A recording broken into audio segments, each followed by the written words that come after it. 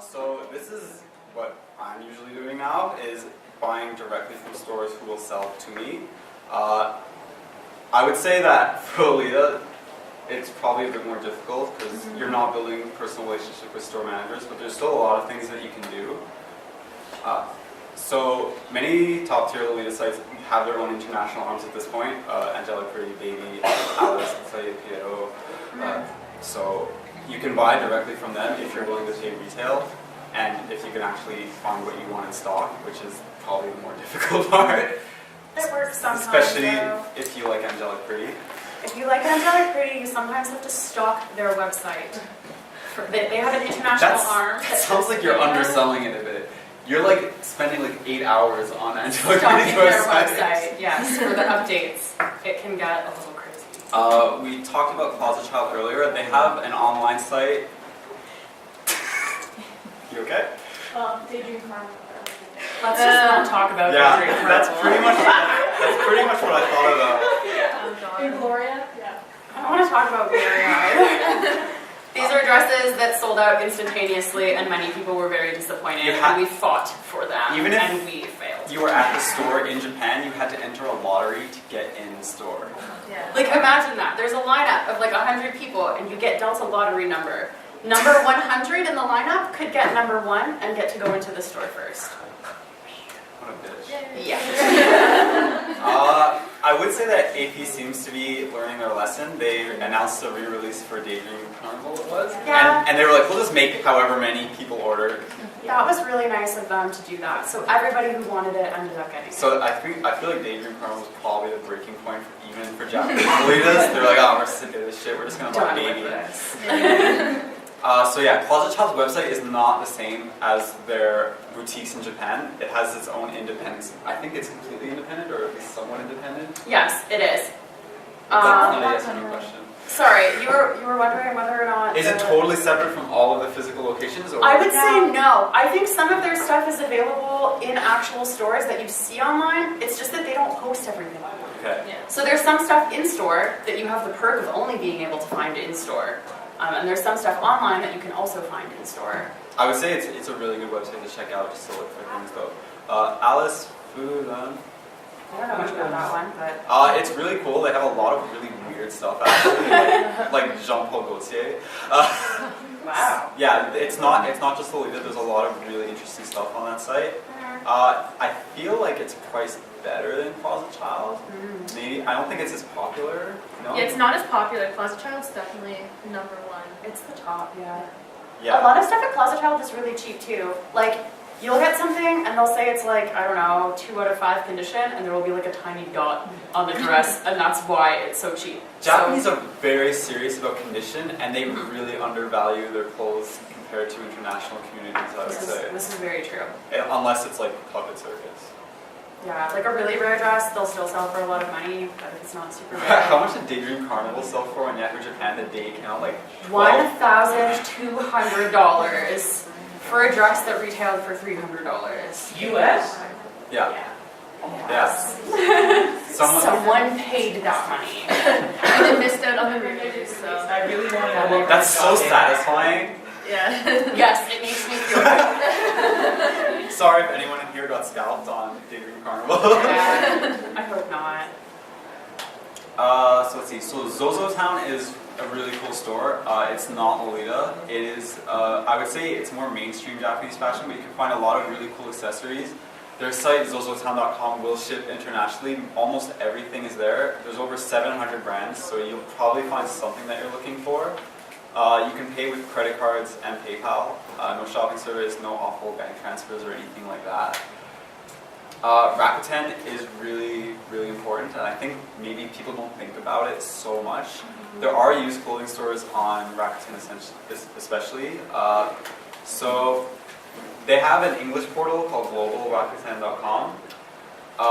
The really cool thing is their search engine is smart enough where if you type in a name in English, it'll be like, okay, I know what this is. It's this in Japanese, and it'll translate it for you. And that is anything from typing a brand name, something like boots.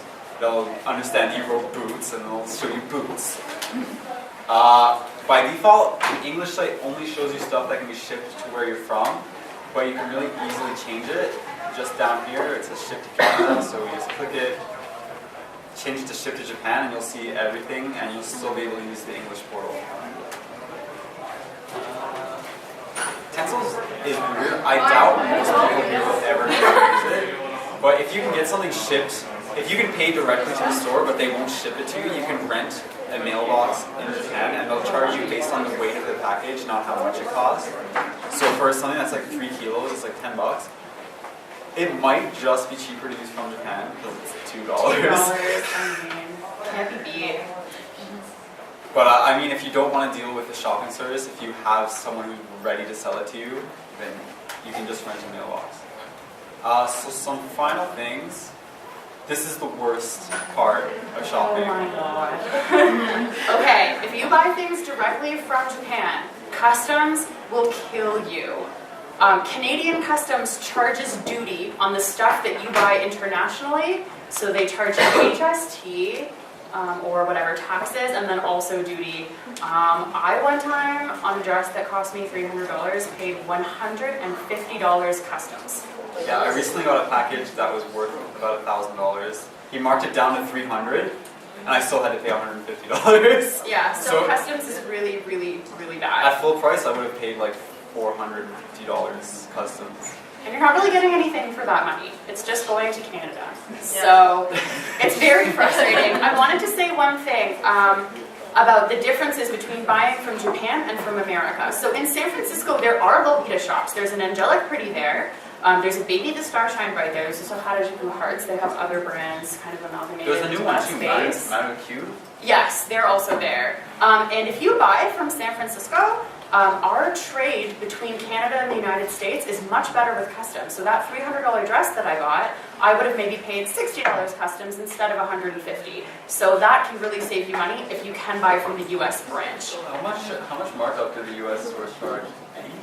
They do charge a markup, yeah. They definitely do charge you a premium so that their business can still make money in the United States on top of what Angelic Pretty Japan is charging them to sell the garments. There's that, and when they import it to their store, they still have to pay customs. Someone is paying for this dress to come from Japan. Yeah, so San Francisco websites are typically a little bit more expensive, but since you're not getting nails with a $150 customs bill, it might be worth it for you to go that route. There are also personal shopping services that live in San Francisco that can do that for you.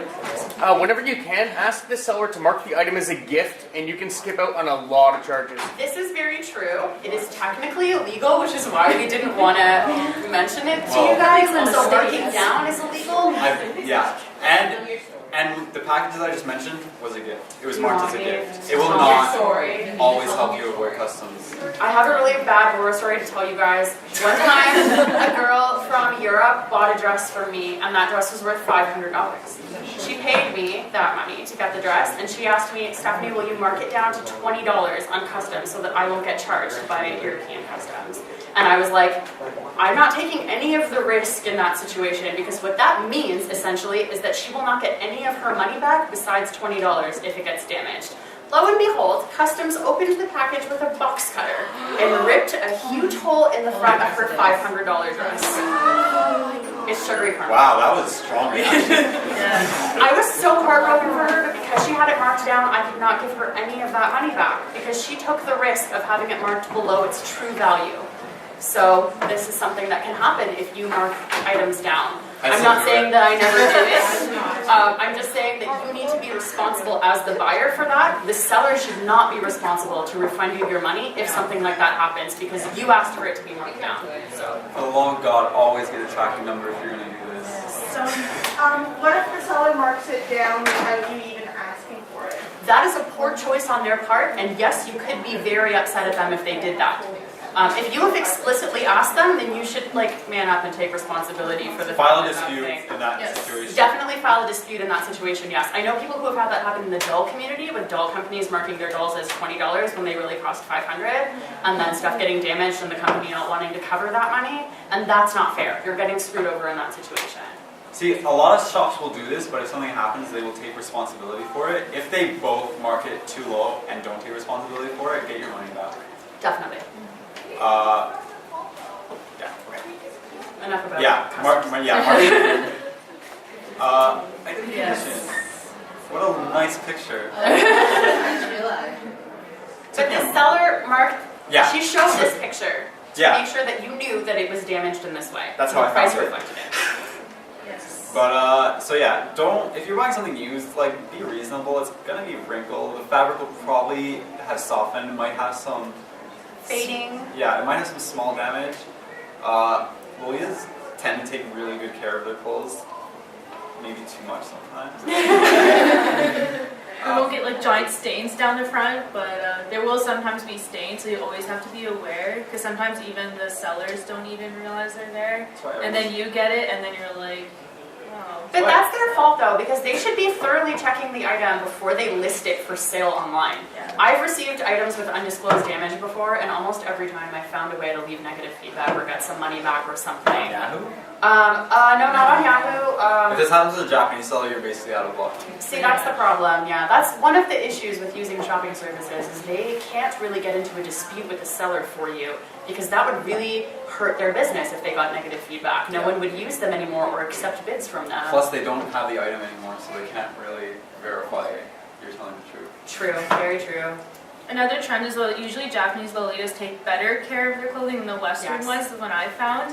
Like most of the stuff I've bought from Yahoo Auction has been like pristine condition. Sometimes Me too. they'll say like it's used, it's wrinkly. They'll like say 2 out of like, 5. all these bad things, and then I get it, and it's like there's nothing really wrong with it. I've usually found most of my bad experiences have always been from the Western community in terms of undisclosed. Don't be one of them. That is called, just so you guys know, it's called the EGL.com Oh, yeah. Sales. It's a live journal website. We don't have it on our presentation, but it's where a lot of people buy their clothes. It's people in the West selling to other people in the West their used Lolita clothing. Sometimes in brand new condition. Sometimes it's never worn, but they bought it and it's secondhand coming to you. Sometimes they're scalping the Asian carnival. Sometimes they are. So yeah, always check the photos very carefully. I can't count how many times I've gotten something crappy and it turned out it was my fault because I didn't look close enough. Yeah. Or I didn't realize that the item had been hemmed to this length. Right. So if you should ask more often than not for your shopping service to verify a description for you if it's used. I would say if there's any hint that something might be wrong with it. However, sellers are kind of jerks sometimes. This is something that I especially want to say because I really, this is the first time I started buying from Japan, I bought a crazy amount of stuff and it turned out most of it didn't work. Start slow, start with 1 or 2 items I would say. Don't buy stuff just because it's cheap because you will end up not being happy with it. This is very true. I mean, look for good deals, but don't be like, oh, this dress that I didn't want in the first place is on a great price. Yeah. Yeah, and save up your money. Instead of buying that thing that you don't really want, save up that money, and then when the thing that you really want comes up for a good price, you'll be more satisfied with it. So just be patient, I think. Inevitably, you will get stuff that is damaged, that doesn't fit, that is ugly. Just stick with it. It's gonna work itself out. Sell it to someone who likes ugly clothes. And just get on with your life. You're gonna lose some money shopping from a place where you can't interact with the items firsthand and there's no return policy. This is not just Yahoo Japan. Most Japanese stores will not take returns. That's true. Period. That's very true. Even if you buy it in the store in Japan, I've had that. Not that experience, but I've seen. But they tell you, yes, like, they you tell can't bring this back. Yeah. I think too, Lolita is really good because it actually has a resale value. Instead of dropping like money on something and then it doesn't work and you're like, oh well, I guess I donated it. With Lolita, you can always sell it and at least get most of your money back. So Yeah. at least you can like recycle your money and put it toward good use. If I'm something very jealous doesn't of work. that. Yeah, we have it pretty good. Nobody wants to buy my clothes. Maybe because they're ugly. So thanks everyone for coming. We'll stick around for a few more minutes if anyone has any more questions. If you just want to talk to us about, yeah. Yeah? No, because you